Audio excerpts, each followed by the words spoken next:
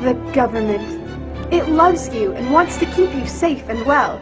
It even wants to make paying taxes, fines, and court costs easier for you. How? Well, you'll need to meet your straw man. He was born the same day you were. He looks like you, has the same name, and lives in your house, but you never knew he existed. You will have even paid his parking tickets or taxes. The worst part? He's been dead from day one.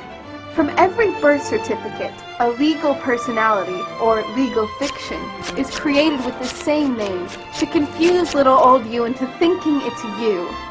So, there is a human you and a paper you, or as it's commonly known, a straw man. So when it seems like government officials, court clerks, or the police are speaking English, they aren't.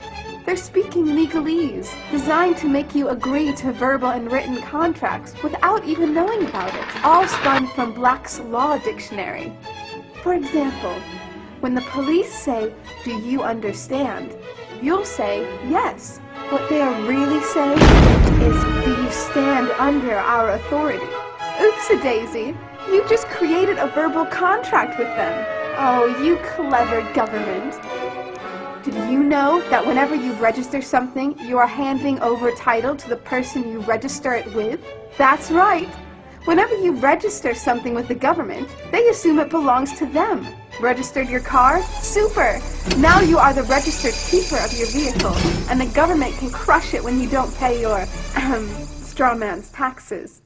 Expecting a new bundle of joy? Well then you need to register your little darling with a birth certificate. Then they can start the process all over again and create a new straw man for your little one. Isn't that great? So when Junior grows up, he'll be able to generate revenue just like you have. When you notify on your baby by signing the birth certificate, your child becomes a ward of state, and if the government doesn't like what you're doing, they'll assume it's okay to take the child away, or make new rules for things they don't like. Not enough school? Smacking your child? Shouting too loudly? Then it's off to social services for the little one. When you get a bill, it's sent to you, but belongs to your straw man, not you. That's why bills, fines, and summons start with Mr., Mrs., or Ms. Sometimes you'll see your surname in capitals, just like on a gravestone. That's because your straw man is dead, and just a silly piece of paper, created before you could comprehend or even consent to it. When you go to court, you represent your straw man, so you, the human, take on any costs, fees, taxes, and fines involved for the straw man. The human you doesn't even need to pay them. But you made a contract with the court by appearing on behalf of your legal personality or straw man, just like the government knew you would. Confused? Well, don't worry. The government doesn't want you to know anyway. If you knew, you'd stop paying things like council tax and parking tickets. Because when you go to court, you are representing your straw man. You are you, alive and made of flesh and blood. Your straw man, or legal personality, is a piece of paper created from your birth certificate. And you think it's you. What a silly Billy. This is a certified true copy of my live statement of birth. You can get this by applying for it at the Registrar General. They'll give it to you. And it's very interesting because this is where it all began. This is the foundation document. All identification is generated from this document. And so if the foundation document is no good, anything that's made from it is no good. That means driver's licenses, health cards, everything. Now what they did here, this is exactly what he meant when he said, soon every American will be required to register their biological property. Now your parents didn't realize what they were doing when they filled this out, and these didn't exist before 1933. Birth records were recorded in scripture.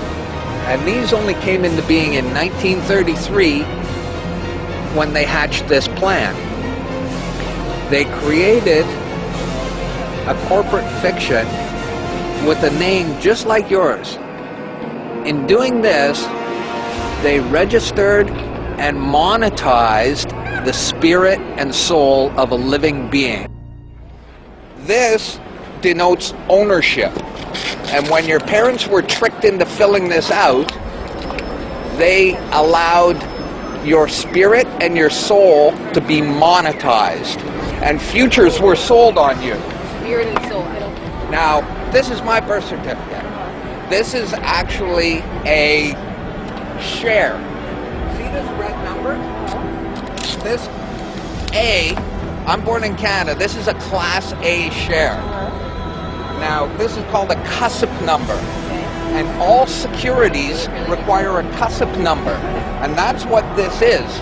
And you are held as collateral to secure the debt, which our government owes to international bankers. So you and me and all these people here are actually collateral. And we don't even own our lives. We are chattel. And we believe we're free. I made an application to the Registrar General, and I got my original social insurance application. Now, before they sent it to me, they put a little piece of paper over this before they photocopied it, because my friend has his, and they didn't block this out, and when you hold it up, you see Bank of Canada. It is said that the best slaves are the ones who don't know that they're enslaved, and we all have invisible chains on us, and we don't know it. What truth? That you are a slave. Like everyone else, you were born into bondage, born into a prison that you cannot smell or taste or touch. A prison for your mind. We're talking about big bucks. We're not talking about hundreds of millions or even hundreds of billions now. We're talking about trillions of dollars. The obligation is immeasurable. Nobody can measure it. This door's wide open now. It's gonna happen, whether you like it or not. Do you notice that they have the same amount of ink on them? Do you notice that they're made out of the same virtually worthless stuff? It's paper. Did you get it? It's paper. When we create money, we have created an instrument of value that has no value of its own. And it's just as expensive or inexpensive to print the 20 as it is to print the 1. In January of 1913, in December of 1913, he signed the Federal Reserve Act, bringing the Federal Reserve System into place in America, and did what Thomas Jefferson said must never happen. He took the control of the money away from the people by taking it away from the Congress and gave it to a group of private individuals who have to pay taxes on the money they loan the government.